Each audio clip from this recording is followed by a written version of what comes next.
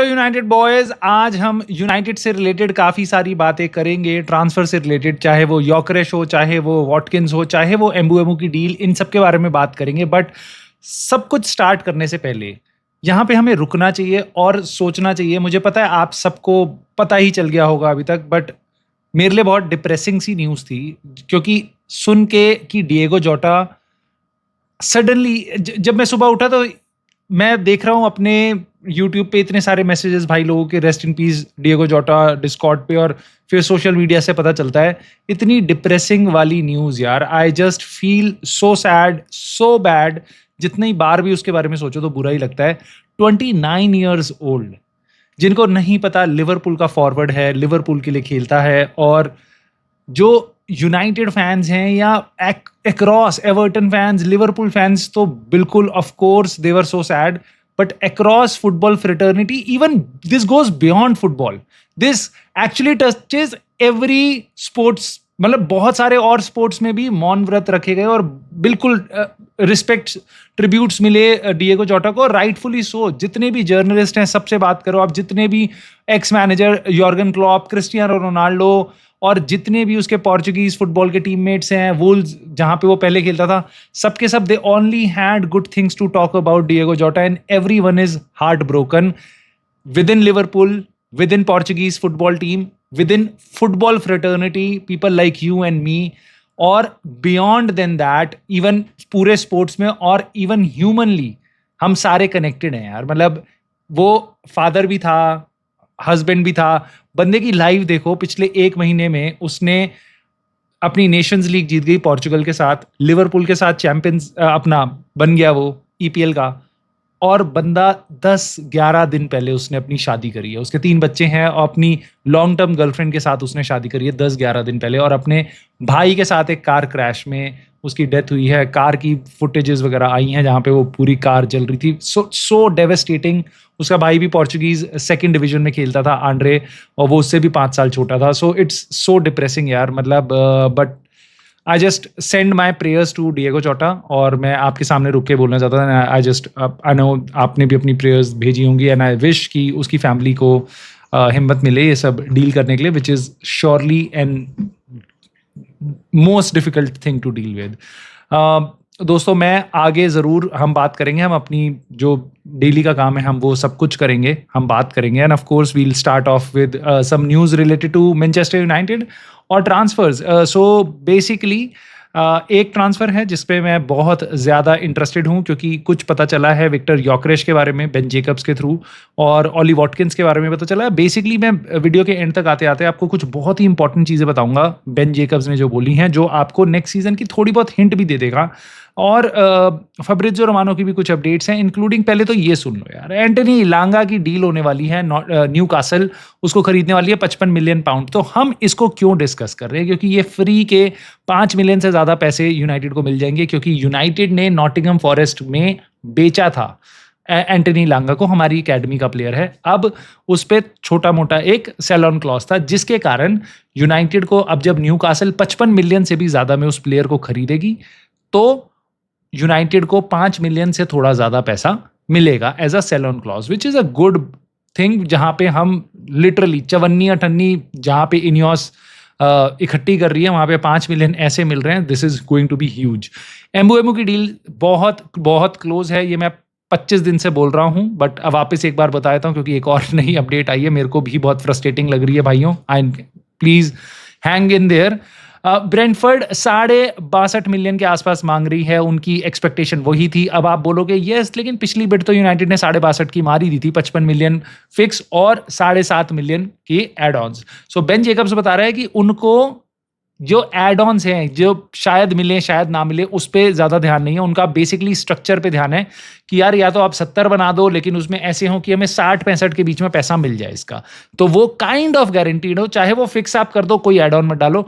मोटी मोटी बात मेरे को बेन जेकब्स की ये समझ आई कि ब्रेंटफोर्ड बार बार कह रही है हमें 60-65 मिलियन के बीच में इसके लिए पैसा चाहिए, चाहे आप उसको, और उसके बियॉन्ड जो काइंड ऑफ एड ऑन्स है कि मान लो चैंपियंस लीग जीत जाए या प्लेयर 30 गोल मार दे फॉर एग्जांपल, ऐसे एड ऑन्स हैं, या गोल्डन बूट जीत जाए, ऐसा कुछ भी, ये वाले एड ऑन्स हैं जो कम चांसेस है जिनके होने वाले हैं, तो उनको आप उसके ओवर एंड बियॉन्ड रखो। हमें simple straight forward add ons और फिक्स प्राइस ऐसा हो जो हमें लगे कि हाँ, हमें 60-65 मिलियन के बीच में प्राइस मिल गया इस प्लेयर का। सो ये चीज़ें फाइनल चल रही हैं ना। ऑफ कोर्स यूनाइटेड बहुत साल लगा रही है इसको कंप्लीट करने में, बिल्कुल ऐसा महसूस हो रहा है आपको भी, मेरे को भी। अच्छी चीज़ बस यहाँ पे ये है, एक और मैं आपको बताता हूँ, जो मैंने अलग से देखा फब्रिज़ियो रोमानो के यहाँ, मैंने कहीं और तो देखा कि ब्रेंटफोर्ड ने ऑलरेडी एक फेयरनूड से डील क्लोज करने वाले हैं। वो 20 साल का एक टैलेंट है एंटोनी मिलैम्बू, इस प्लेयर को खरीद रहे हैं। वो एक अटैकिंग मिडफील्डर है जो मेरे ख्याल से शायद एम्बुएमो की रिप्लेसमेंट हो सकता है। तो किसी भी तरीके से आप देखो ये डील काफ़ी क्लोज है। अब प्रॉब्लम बस इतनी है कि क्या ये डील हम कर पाएंगे। मेरे को काफ़ी चांसेस लग रहे हैं कि फ्राइडे में आज में ये डील क्लोज हो जाएगी, क्योंकि फिर सैटरडे संडे है और मंडे को हमारा नया सीजन स्टार्ट होता है, प्री सीजन स्टार्ट होता है। और ऑफकोर्स जितना भी फ्रस्ट्रेटिंग लग रहा है तुमको कि इस पूरे प्री सीजन स्टार्ट होने में बस एक दिन बचा है, हमने एक साइनिंग करी है बस, और उसके अलावा हमने कोई भी सेल नहीं किया।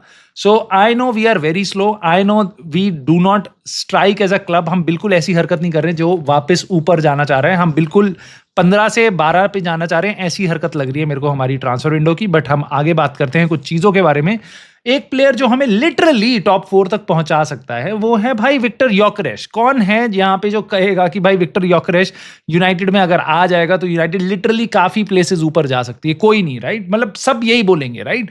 सो बेन जेकब्स ने बताया है, योकेरेश की सिचुएशन पे बहुत अच्छी क्लैरिटी दी है उसने। देखो, उसने बताया कि ऐसा नहीं है कि यूनाइटेड वो आना नहीं चाह रहा है, यूनाइटेड को नहीं देखना चाह रहा, वो ऐसा नहीं है। उसका आइडिया बहुत क्लियर है कि मेरे को नेक्स्ट स्टेप चाहिए। नेक्स्ट स्टेप क्या है? प्रीमियर लीग में टॉप क्लब के लिए खेलना। नाउ आर्सेनल और यूनाइटेड, इन दोनों में क्या डिफरेंस है विक्टर योकेरेश के लिए?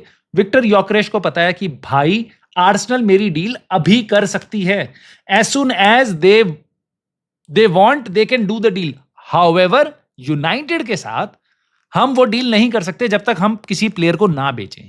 तो एक तो ये बहुत बड़ा फैक्टर है कि डिसाइसिवनेस उसको दिखाई दे रही है कि आर्सेनल जिस दिन चाहे डील क्लोज कर सकती है। यूनाइटेड अभी बहुत सारे इश्यूज में फंसी हुई है, तो प्री सीजन वगैरह प्लेयर भी चाहता है मैं करूं जाके किसी अपने नए फ्यूचर, अपने मैं प्रीमियर लीग में बैंक करूं जाके, एकदम बढ़िया प्लेयर बनूं। तो मेरे को प्री सीजन, ये सारे फैक्टर्स प्लेयर, उसका एजेंट, सबको ही जानते हैं, राइट? सो इसलिए वो थोड़ा मोटिवेटेड है आर्सेनल की तरफ। And of course there are more things that Arsenal are giving him. Champions League की football, top 4 finish kind of guaranteed है आर्सेनल के साथ, और दूसरी साइड पे यूनाइटेड के साथ उसको प्रॉबेबली बस एक ब्रांड मिल रहा है और एक रूबेन एमरेम मिल रहा है। बाकी फिनिश कहां होगी यूनाइटेड, ये तुमको, मेरे को नहीं पता। तो विक्टर योकेरेश क्या सोचे, बट मोटी बात ये है भाई कि आर्सेनल उसकी इसलिए प्रेफरेंस है, बट ऐसा नहीं है वो यूनाइटेड नहीं आना चाहता। मान लो आर्सेनल ने अपनी डायरेक्शन मोड़ दी किसी और प्लेयर की तरफ, तो वो यूनाइटेड आ जाएगा। और अगर यूनाइटेड आज भी ये डील करना चाहती है तो मे बी शायद तब भी यूनाइटेड वो आने को हाँ कर दे, राइट? बट इस टाइम पे चीजें बहुत कॉम्प्लेक्स चल रही हैं आर्सेनल के साथ। बट बेन जेकब्स ने एक और शो पे बताया है, एक और, मैंने आर्सेनल का एक चैनल है उस पे एक देखा था, उस पे उसने बोला है कि आर्सेनल अब इस सिचुएशन को अटैक करेगी। बहुत टाइम से वो ड्रैग कर रहे हैं स्ट्राइकर की सिचुएशन, बट वो जुलाई में मूव करना चाहते थे। स्ट्राइकर के लिए ज्यादा पैसा है। आइडिया ये है भाई, ये सुनना ध्यान से, एंड्रिया बर्टा जो एटलेटिको मैड्रिड से आया है, उनका स्पोर्टिंग डायरेक्टर, जो अब आर्सेनल का स्पोर्टिंग डायरेक्टर है, बंदे की बात देखो, 70 मिलियन यूरोस। वो कह रहा है मेरे को इतने में स्ट्राइकर साइन करना है। सेस्को के साथ डील एडवांस है और योकेरेश के साथ डील एडवांस है। योकेरेश का पता नहीं है स्पोर्टिंग कितना पैसा मांगेगी, राइट? अब वो दोनों को आपस में भिड़ाएगा, ये दोनों प्लेयर्स को भिड़वाएगा, दोनों क्लब से नेगोशिएट करेगा कि भाई 70 मिलियन 60 मिलियन में वो दे रहा है, 70 मिलियन में वो दे रहा है, नहीं हम नहीं करेंगे। वो ऐसे नेगोशिएट कर रहा है, मतलब एकदम देसी स्टाइल भाई वो नेगोशिएट कर रहा है। And hats off to him.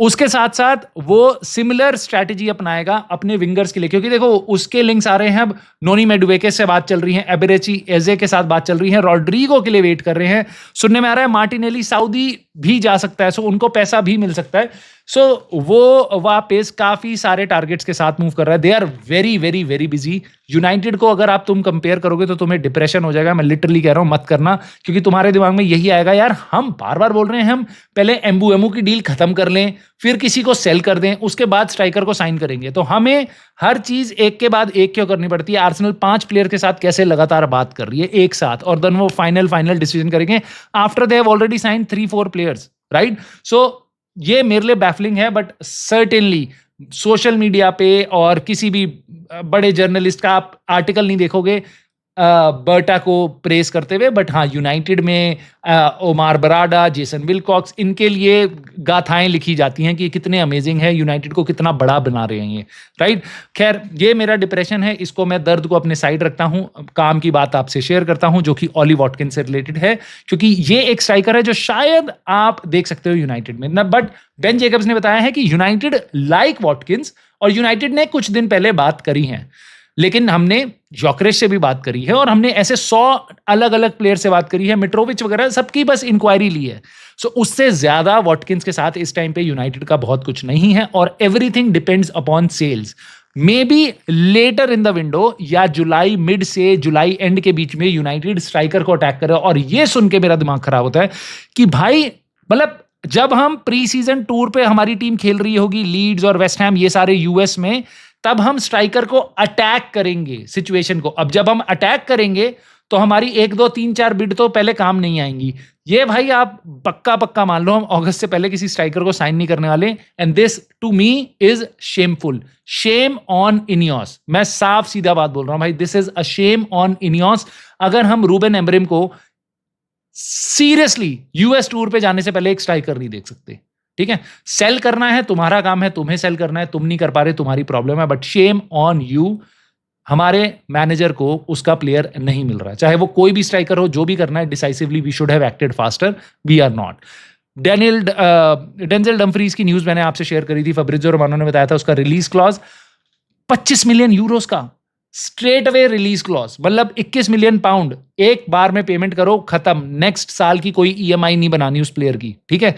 Player top talent है, राइट विंग बैक पोजीशन में मेरे ख्याल से पूरी लीग में one of the best player हो सकता है, ठीक है। उसको हम साइन कर सकते हैं अगर हम उसको अटैक करें तो, बट हम अटैक करेंगे नहीं क्योंकि we are effing so slow. Barca are thinking, उन पे पैसे का क्रंच है, but they are thinking about it, और मे बी वो मार दे बिड। बट मोटी बात यह है कि भाई ऐसे भी खबरें आनी शुरू हो गई थी कि ये जो उसका रिलीज क्लॉज है, दिस इज ओनली वैलिड, ठीक है, this is only valid for Italian clubs. But ऐसा नहीं है, क्योंकि बारसा भी इस रिलीज क्लॉज को देख के काफी एक्टिव हो रही है। सो लेट्स सी क्या होता है, कौन इसको साइन करता है, but certainly not United. But I would have love this player to be at United. इसके अलावा कुछ और अपडेट्स आई हैं, जैसे अब कुछ बहुत इंटरेस्टिंग अपडेट्स हैं बेन जेकब्स ने जो बोली हैं, जो आप सुन के सीरियसली कहोगे भाई ये काफी अच्छी ग्लिम्स देता है नेक्स्ट सीजन में और यूनाइटेड की सिचुएशन में। मैनुअल उगाटे से रिलेटेड हम बार बार बात कर रहे हैं, क्या हम रिचर्ड रियोस को साइन कर लें, क्या हम एडरसन को साइन कर लें, क्या हम ज़िनेडिन ज़िडान को साइन कर लें, सबको साइन कर लें मिडफील्डर के लिए। लेकिन भाई मिडफील्डर को हम क्यों साइन करेंगे, मैं बार बार मतलब महीनों से बोल रहा हूं, इस सीजन हम नहीं करेंगे अनलेस ब्रूनो या कैजेमीरो सेल होते हैं, और उनको हम सेल नहीं कर रहे हैं, राइट। मैनुअल उगाटे के बारे में बेन जेकब्स ने दोबारा बताया है कि उसको एमरिम और यूनाइटेड में अंदर लोग, राइट, वो उसको ऐसे देखते हैं एज द एथलेटिक मिडफील्डर जो रूबेन एमरिम चाहता है अपनी टीम में। उसको बिल्कुल उगाटे को उस रोल में देखा जाता है। तो मेरे हिसाब से, जैसा पहले भी सुनने में आया है, रूबेन एमरिम के लिए one of the most important players उसके सिस्टम में इस टाइम पे मैनुअल उगाटे हैं मिडफील्ड के रोल में। So do not think so कि he is less important than any other player in this squad. So Bruno और उगाटे की मिडफील्ड का पेयर ही रहेगा अगले सीजन, मैं बहुत कॉन्फिडेंट हूं। और उसके बाद बैकअप में होंगे आपके कैजेमीरो और कोबी मेनू, और basically they will have to fight for their place, but these two people are, I think they are going to be good. I totally get it कि हम क्यूनिया और एम्बुएमू के साथ सही होंगे। हमारे ये 4 प्लेयर हैं मिडफील्ड में, 2 अटैकिंग और 2 सेंटर मिडफील्ड में, दोनों सही हैं। But of course we need more reinforcements, क्योंकि बाकी टीम्स काफी ज्यादा स्ट्रांग हो चुकी हैं पिछले सीजन के भी मुकाबले। दोस्तों, ओनाना से रिलेटेड एक न्यूज आई है जो बेसिकली बेन जेकब्स कह रहा है कि यूनाइटेड में किसी ने भी नहीं बोला ओनाना को अभी तक कि वो नंबर वन कीपर नहीं है अगले सीजन का। अगर यूनाइटेड ऐसा कुछ बोले तो ओनाना कुछ जाके चेंज करें, बट ओनाना के पास कोई भी कम्युनिकेशन नहीं गई है कि यूनाइटेड उसको बेचना चाह रही है, या वो यूनाइटेड का नंबर 1 कीपर नहीं है, नंबर 2 कीपर होगा, या कुछ भी और, राइट। सो बेसिकली ओनाना के बारे में कोई भी कुछ भी नहीं बोल रहा, ओनाना को कोई कम्युनिकेशन नहीं है। अगर तुम इस चैनल को फॉलो करते हो, तो मैं पिछले साल भी मैंने तुम्हें ऐसे ही इंसिडेंसेस बताए थे, जब हैरी मैगवायर के बारे में, लिंडेलॉफ के बारे में, एरिक्सन के बारे में, सबके बारे में यही खबरें आ रही थी, जब बाकी फैंस क्रेव कर रहे थे इनको सेल करो ताकि हम कुछ और प्लेयर्स ला पाएं। यही सुनने में आ रहा था कि उनके साथ कम्युनिकेशन नहीं है। आज की डेट में वापस आंद्रे ओनाना के बारे में यही सुनने में आ रहा है कि उसको कोई भी कम्युनिकेशन नहीं है क्लब से, कि he is not seen as the number 1 keeper. So उसको बिल्कुल यही लग रहा है कि मैं ही नंबर 1 कीपर हूं, जैसे पिछले साल था वैसे ही अभी हूं, बाकी मीडिया की बातें हैं। अगर यूनाइटेड ऐसा कुछ करे कम्युनिकेट, तो may be he get serious, उसका एजेंट काम पे लगे और वो उसके लिए कोई मूव ढूंढे। बट यूनाइटेड ने कुछ भी ऐसा नहीं किया, कुछ भी ऐसा नहीं किया दूर दूर तक। नाउ एमी मार्टिनेज से भी यूनाइटेड को लिंक किया गया है, तो बेन जेकब्स ने बताया कि देखो इंटरेस्ट यूनाइटेड ने दिखाया है, बात करी है वापस अगेन। यूनाइटेड ने बहुत से लोगों के साथ बात करी है, उसमें से एक एमी मार्टिनेज है। बट बेन जेकब्स ने बोला कि भाई एमी मार्टिनेज की तरफ से ज्यादा इंटरेस्ट है कि मैं यूनाइटेड जाना चाहता हूं, रादर देन यूनाइटेड ज्यादा उसके पीछे पड़ी हुई है। तो मे बी अगर ओनाना को ऑफलोड करते तो एक सिचुएशन नहीं हो जाती। बट अब एस्टन विला भी कम पैसा नहीं मांगेगी, तो मुझे नहीं लगता यूनाइटेड ये डील कर भी सकती है। पहले एक बार को कर भी सकती थी, बट जब से एस्टन विला ने अपने क्लब में पैसा डाल दिया अपनी वुमेन्स टीम को बेच के, हेलो यूनाइटेड फैंस जो बोल रहे थे, जो इनियोस के फेवर में थे, जो कह रहे थे और किस तरीके से हम लीगली पैसा डाल सकती है इनियोस, भैया एस्टन विला और चेल्सी तुम्हारे सामने करके दिखा रहे हैं, अपनी वुमेन्स टीम को खरीद के पैसा डाल रहे हैं अपने क्लब में। सो अब उनको सस्ते में प्लेयर बेचने की जरूरत नहीं है, चाहे वो ऑली वॉटकिंस हो, चाहे वो एमी मार्टिनेज हो, चाहे वो कुछ और हो, right? So they are doing great. Emi Martinez मेरे को नहीं लगता is very less chance United आएगा, और मे बी जिस तरीके से यूनाइटेड चल रही है शायद हम ओनाना के साथ ही एंड अप करें। नाउ यूनाइटेड के बारे में एक बहुत इंटरेस्टिंग चीज बोली है, उन्होंने बोला है कि बेन जेकब्स ने कि maybe ideally we may go for a right wing player. अब right wing player what does that mean? क्या हम उसको विंगर खिलाएंगे, क्या हम उसको नंबर 10 रोल पे खिलाएंगे जो हम ऑलरेडी एम्बुएमो को देख रहे हैं, या फिर हम अमाद डियालो के साथ उसके फाइट कराएंगे राइट विंग बैक पोजीशन में? नाउ टायलर डिबलिंग के साथ नाम वापस जोड़ा गया है। हमारा बेन जेकब्स ने बताया कि ये एक अपॉर्चुनिटी है, United may be at the end of the window consider कर सकती है, डिपेंडिंग अपॉन हमने कितने प्लेयर बेचे, कितने के बेचे और कितना पैसा है हमारी जेब में। ये एक अच्छी अपॉर्चुनिटी है, यूनाइटेड की एक आंख इस पे है बेसिकली, बट ऐसे ही बाकी और क्लब्स की भी है। न्यूकासल, एस्टन विला और आपकी स्पर्स, ये तीनों इंटरेस्टेड हैं। बट साउथहैम्पटन जो 100 मिलियन पाउंड से स्टार्ट हुई थी, आइडिया ये है, देखो वो चैंपियनशिप में है अगले सीजन, उन पे पैसा नहीं है, they will need funds, right? So may be अगर लास्ट वीक अगस्त तक उसके पास कोई ऑफर नहीं आता, तो मे बी ये प्लेयर वो 40 मिलियन में भी बेचने को तैयार हो जाए। सो यूनाइटेड अगर उस सिचुएशन में अपने आप को फाइंड करती है, प्लस यूनाइटेड अगर अपने प्लेयर सेल कर पाती है, जो बहुत मुश्किल लग रहा है मुझे, क्योंकि सबके पास लोन के ही ऑफर्स आ रहे हैं, परमानेंट सेल के ऑफर्स बहुत कम है। सो उस केस में शायद हम टायलर डिबलिंग जैसे प्लेयर को भी ला सकते हैं। मेरे को नहीं लगता, मैं मरूंगा नहीं अगर टायलर डिबलिंग नहीं आएगा, तो कोई भी ऐसी कोई बहुत बड़ी बात नहीं है भाई। टायलर डिबलिंग नहीं आता कोई बात नहीं, जो हमें प्लेयर चाहिए हम बहुत क्लियर कट यूनाइटेड की फैंस की चॉइसेस हैं, भैया जो जरूरत है वो पूरी कर दो, हमें लग्जरी नहीं चाहिए। लग्जरी साइनिंग होगी, हमारी जरूरत है एक टॉप क्लास स्ट्राइकर, एक टॉप क्लास कीपर, और उसके बाद हम देखते हैं डिफेंडर या लेफ्ट विंग बैक देखें। But of course United fans बहुत ही रियलिस्टिकली डिमांड कर रहे हैं, और कोई भी क्रेजी डिमांड्स नहीं है, बट वो भी पूरी नहीं हो पा रही हैं। This is the saddest thing. और लास्टली भाई सबसे इंपॉर्टेंट चीज, बेन जेकब्स ने एक बात बोली है यूनाइटेड के ट्रांसफर से रिलेटेड। वो कह रहे हैं कि देखो इस टाइम पे ना बायर्स, और ये मेरे को बिल्कुल समझ नहीं आई, buyers tend to wait in transfers. कह रहे हैं कि बायर जो होता है ना वो वेट करना चाहेगा ट्रांसफर विंडो में, क्योंकि जैसे जैसे अगर कोई प्लेयर बेचना चाह रहा है, कोई क्लब सेलर है, उसको जितना टाइम तक ऑफर नहीं आएंगे, मान लो अगस्त में, तो वो बेचने के लिए सस्ते में भी बेचने को रेडी हो जाएगा। इसलिए बायर्स वेट करना चाहते हैं। ठीक है, फाइन। यूनाइटेड क्या इसलिए वेट कर रही है? मे बी ये पूरी थ्योरी यहां पे फिट होती है। चलो यूनाइटेड वेट कर रही है सेल करने, बाय करने के लिए। क्यों? क्योंकि तब तक जब तक हम जाएंगे प्लेयर्स पे, उनकी वैल्यू कम हो जाएगी, इस थ्योरी के हिसाब से। थ्योरी है, ठीक है, बट ये थ्योरी ना पूरी कोलैप्स हो जाती है जब तुम देखते हो बाकी टीम्स को बिजनेस करते हुए। क्या किया लिवरपूल ने? जून में खरीद दिया भाई, काम तमाम कर दिए, सारे टॉप टैलेंट अपने साइन। उन्होंने तो नहीं ये लगाई थ्योरी है। आर्सेनल ने 3-4 प्लेयर ऑलरेडी साइन कर लिए, 2-3 के साथ बात ऑलरेडी है, वो जुलाई में कर लेंगे, सारा काम निपटा लेंगे अपना। चेल्सी कर चुकी है सारे प्लेयर साइन जितने करने थे, एक आध प्लेयर और करेगी तो करेगी। वो पागल हैं जो टॉप 3-4 प्लेयर हैं। टीम्स है तुम्हारी, मैनचेस्टर सिटी क्या कर रही है? वो हाथ पे हाथ रख के बैठी है। कर लिया उन्होंने 4-5 प्लेयर साइन, बना दी उन्होंने पेप गार्डियोला की गैलेक्टिकोस। ठीक है, भले ही वो बात कुछ और है, अल हिलाल ने पेल दिया उनको, बट जो यूनाइटेड को डिफेंड करते हुए जो थ्योरीज हैं उन पे प्लीज मेरी बस तुम देखो आएंगी बहुत सारी, बट तुम बस इतना करना, तुम इन पे विश्वास मत करना. United are poor and that is the reality. That is the only theory that you should see because that is what you see daily in the transfer activity. हम कितने स्लो हैं, बाकी सब कहाँ हैं. लेट्स सी दोस्तों आज Friday के दिन क्या कर पाती है यूनाइटेड, क्योंकि मंडे को सीजन स्टार्ट हो रहा है, हमारा प्री सीजन स्टार्ट हो रहा है और मेरे को सही नहीं लग रहा. Late me know your thoughts. क्या लगता है तुम्हें, योकेरेश क्या हम एंड अप करेगा यूनाइटेड में? एमबुएमो की डील तुम्हें लगता है प्री सीजन तक से पहले हो जाएगी, फ्राइडे में होगी? Late me know in the comments. और वॉटकिंस, डेंजल डम्फ्रीज, इन सब पे तुम्हारी क्या राय है? उगाटे को क्या तुम देख पाते हो as the ideal midfielder for Ruben Amorim? Let me know in the comments. Please like करके अपना सपोर्ट जरूर दिखाना, सब्सक्राइब कर लेना चैनल को, and I will see you soon in the very next video.